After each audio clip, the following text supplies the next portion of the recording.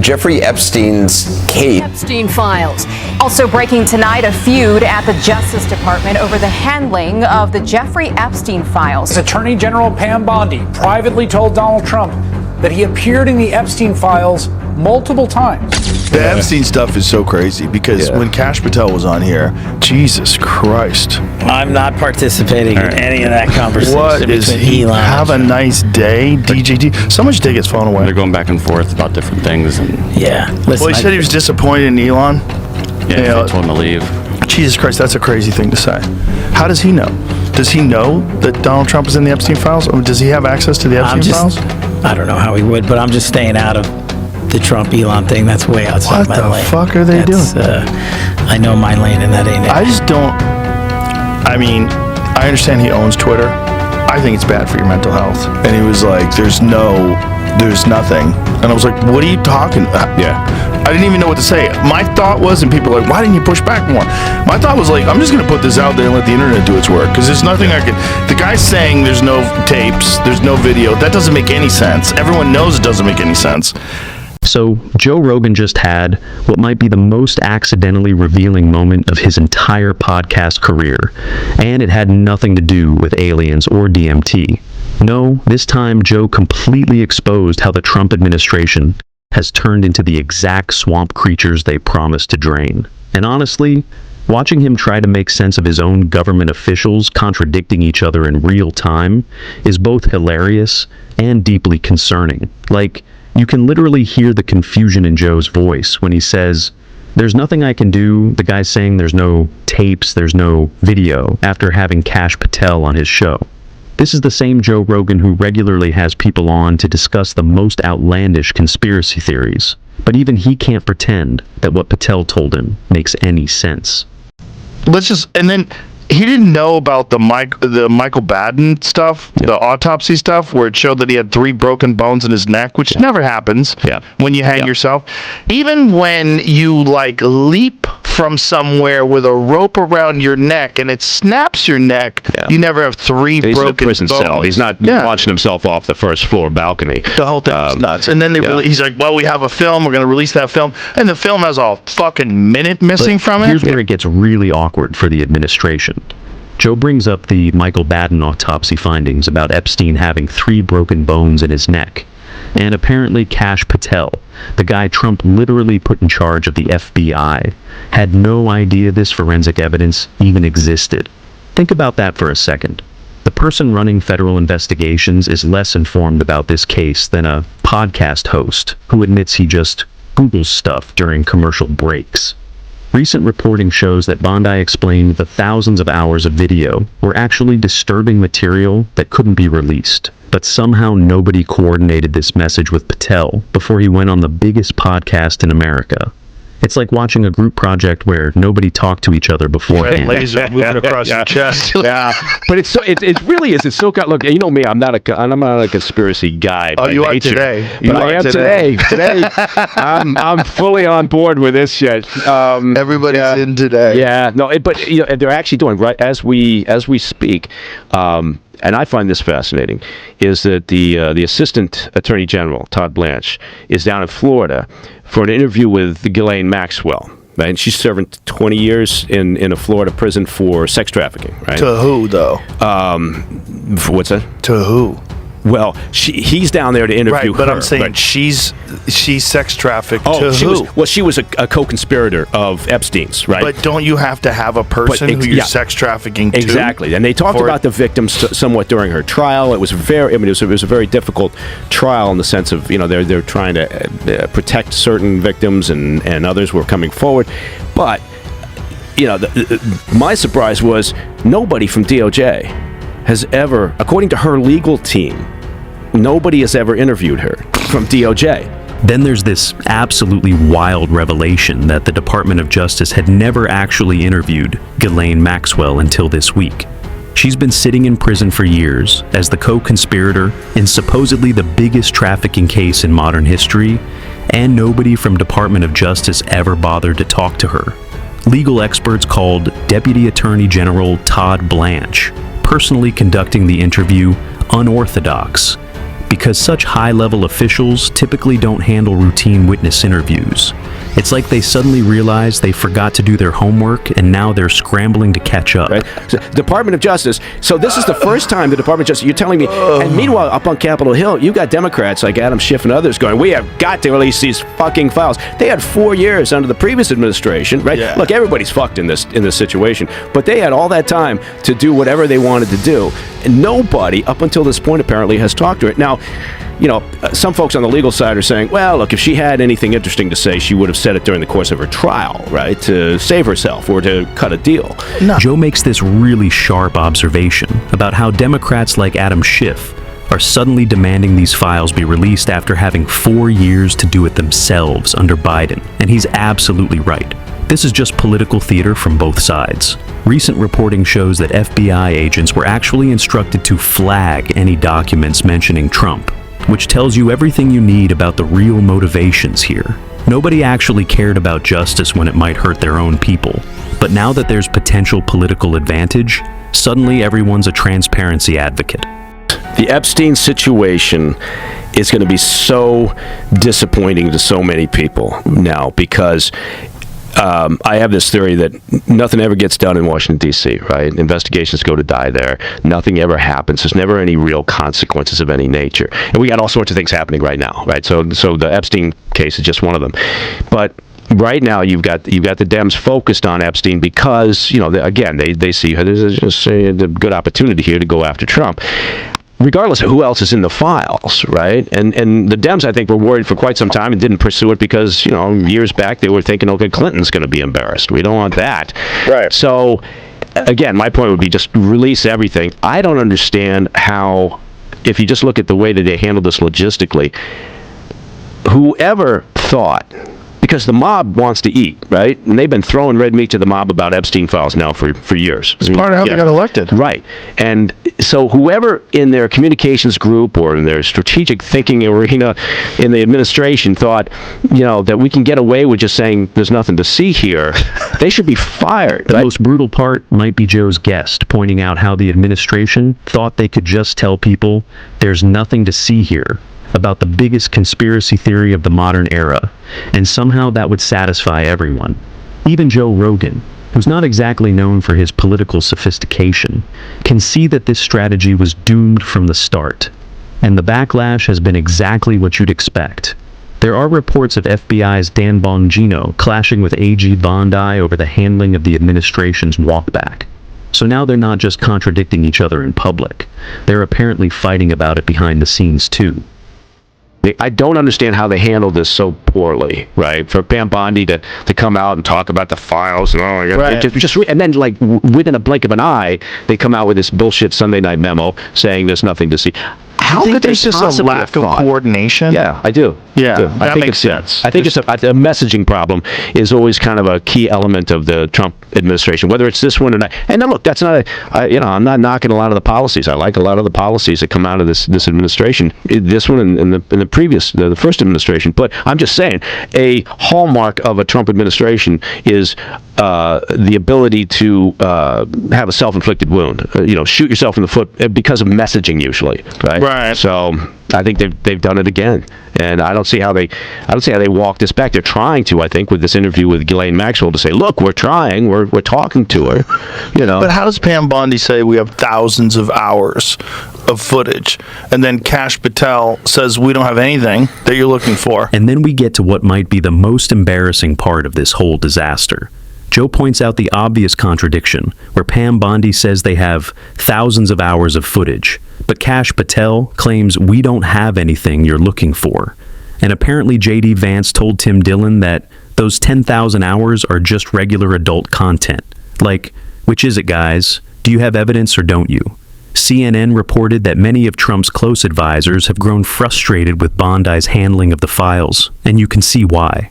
When 3 different high-level officials give 3 completely different explanations for the same evidence, it doesn't exactly inspire confidence in your competence. Yeah.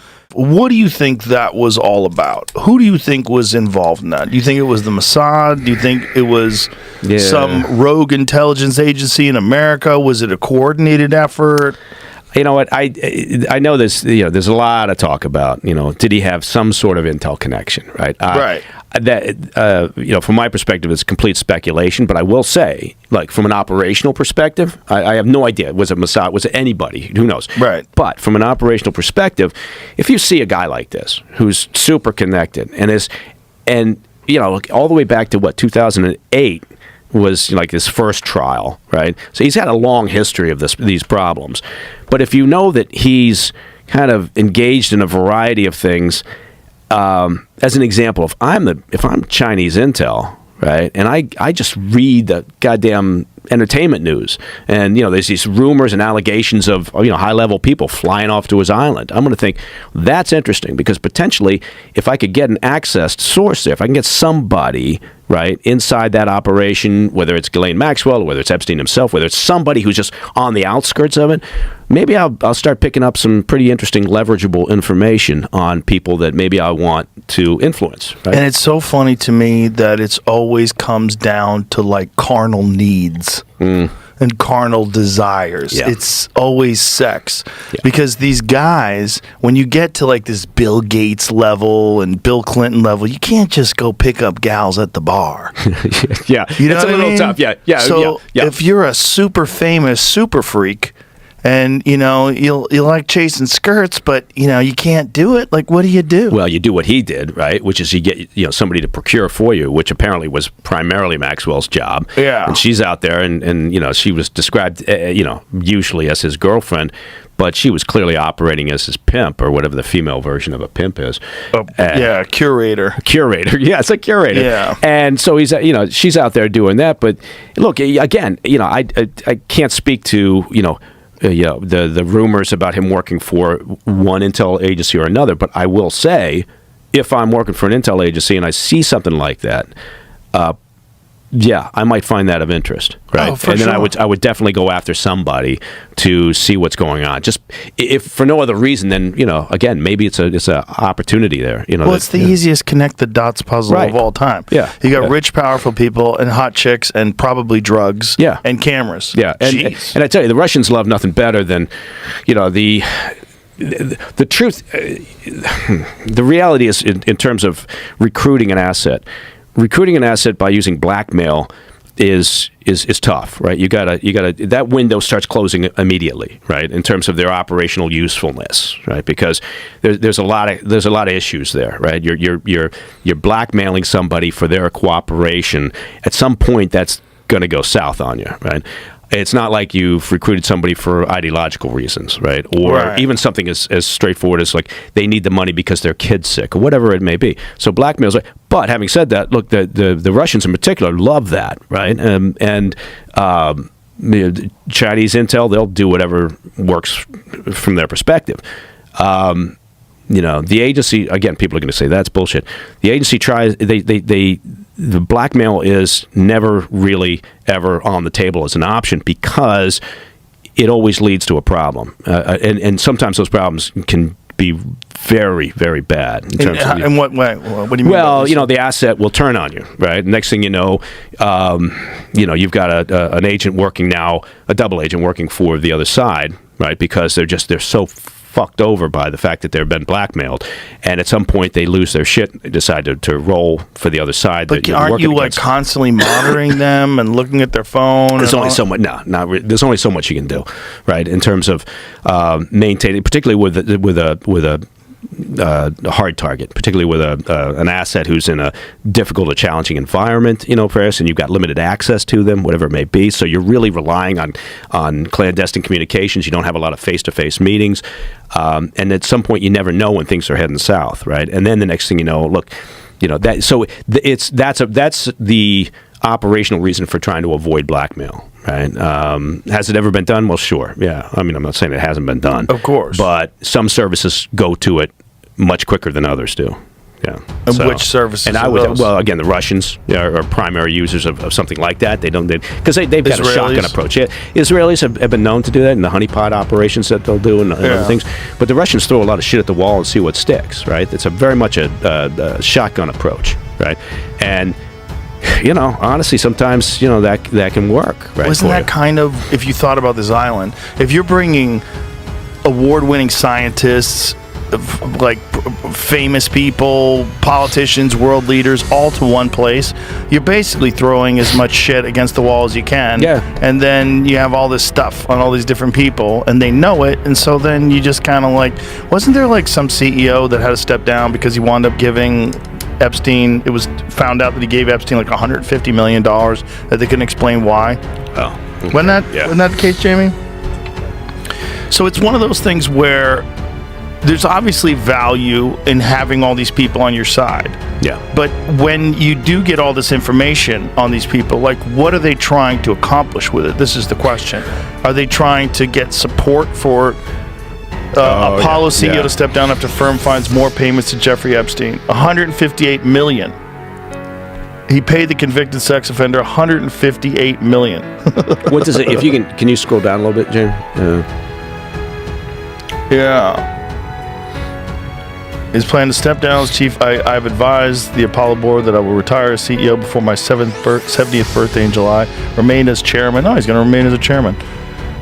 New York Times detailed at least $75 million in payments and found that Mr. Black had paid Epstein $158 million in a 5-year period ending in 2017. He also lent Mr. Epstein more than $30 million, only $10 million of which he was paid back. Wow. So that's a guy that they got something on him. I love this.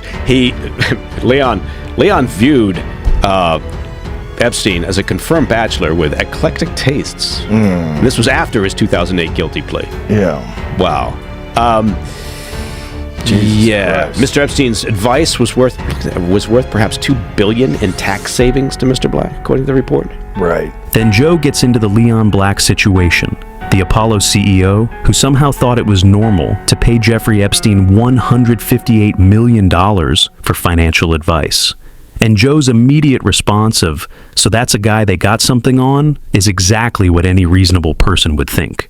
Black paid Epstein from 2012 to 2017, despite knowing about his 2008 guilty plea.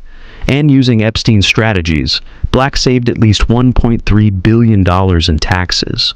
But the payments were well in excess of what he paid other financial advisors, which raises some pretty obvious questions about what Black was really paying for. Here's the thing that makes this Joe Rogan conversation so revealing.